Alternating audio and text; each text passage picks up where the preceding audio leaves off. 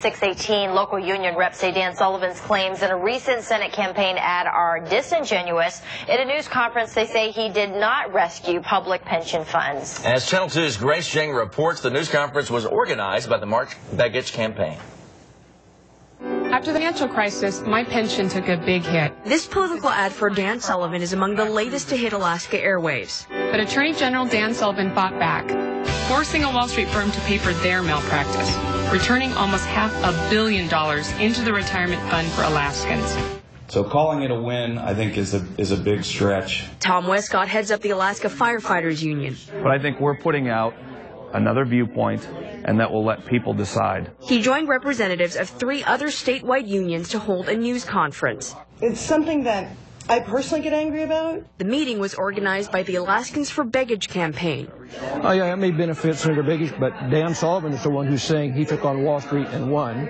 And what I think the public needs to understand is, well, no. Really, did you?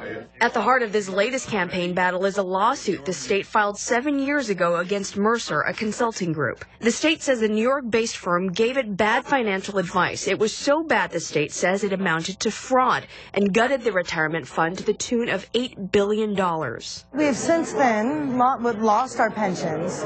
In the last legislative session, lawmakers appropriated $3 billion to begin making up for the shortfall. So every dollar you put in to solve that problem, which has to be done, is going to be money that you can't use for police or for fire or for education or for repairing roads. Union heads say ultimately Mercer is to blame for the multi-billion-dollar shortfall in their retirement funds.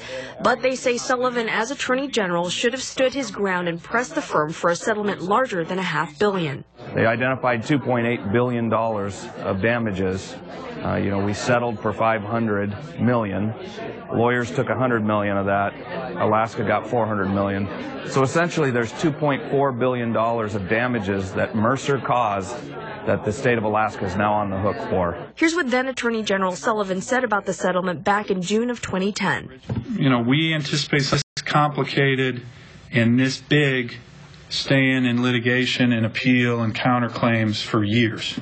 And right now, we're not going to have any of that. We're just going to have money in our pocket, a lot of money in our pocket, and we're pleased with that result.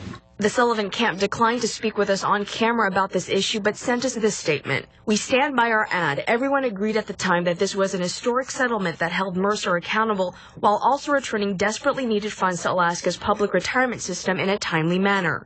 Sullivan's spokesperson goes on to say, quote, the Begich campaign is attempting to rewrite history here because they'd rather try to distort Dan's record than talk about Mark Begich's failed record in Washington, D.C. The ad claims Sullivan helped replenish the retirement fund. How big a difference he made is open for debate. For the Morning Edition, Grace Jang, Channel 2 News. 3 of the unions at yesterday's news conference are part of the AFL-CIO, which endorsed Senator Mark Begich.